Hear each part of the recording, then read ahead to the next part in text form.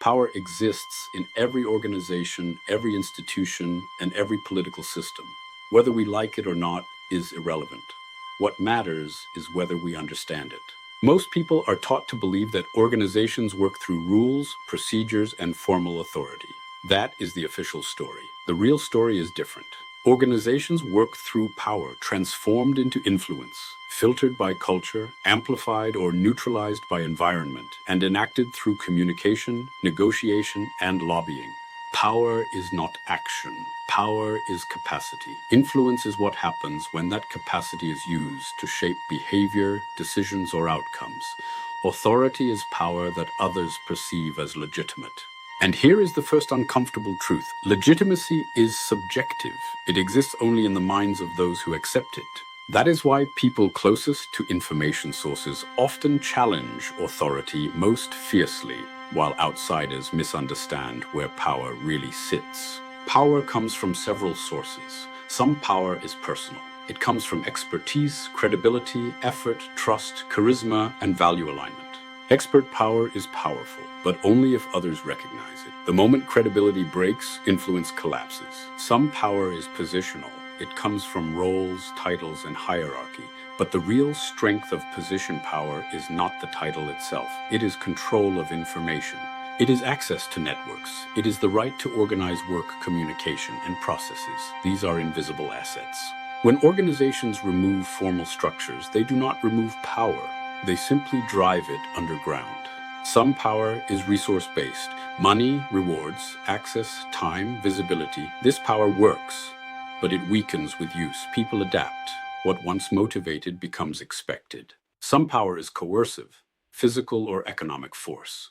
Rare in modern organizations, but always present as a last resort. It delivers fast results and long-term damage. And then there is a form of power that almost everyone ignores, yet everyone experiences. Negative power. Negative power is the ability to delay, block, distort, filter, or quietly sabotage. Everyone has it. It becomes active when people feel overloaded, excluded, ignored, or treated unfairly. Negative power is the engine of organizational politics. Power becomes real only when it is used. That is influence. There are visible methods of influence: force, rules, exchange, persuasion. Most managers believe they persuade. Most subordinates experience rules or bargaining. But the most powerful methods of influence are often invisible. One of them is ecology. Ecology means shaping the environment so behavior follows naturally. Structure, information flow, group size, timing, access, meeting design, job design. Change the environment and behavior changes. The second invisible method is magnetism. Trust, respect, identification. People follow not because they are told, but because they want to. When influence works, people must make sense of it internally. The first way is compliance. I do this because I must. It is fast. It works in the short term. It kills commitment. The second is identification. I do this because I admire or belong. It feels good. It creates loyalty. It also creates dependency and fragility. The third is internalization. I do this because it is mine.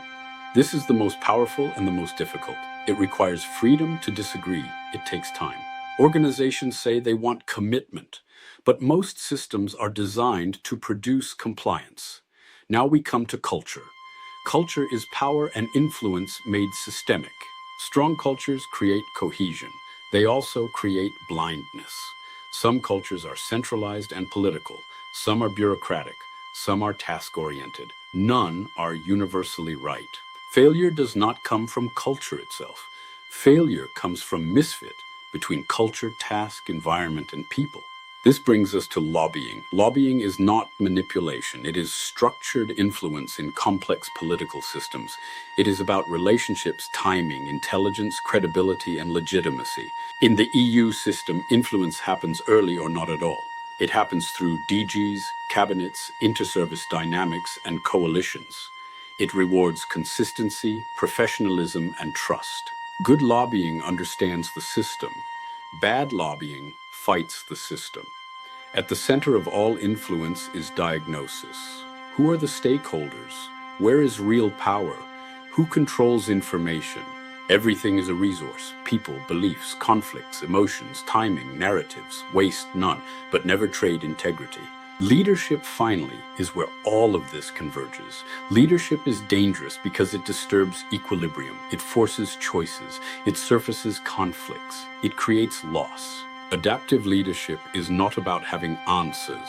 It is about asking the right questions, regulating tension, giving work back to people, and protecting voices that speak uncomfortable truths. And here's the final insight. You cannot opt out of power. You cannot opt out of influence. You cannot opt out of politics. You can only choose whether to engage consciously. Those who understand systems shape outcomes. Those who communicate well get the money. Those who build trust endure. And everyone else remains formally correct and practically irrelevant. Thank you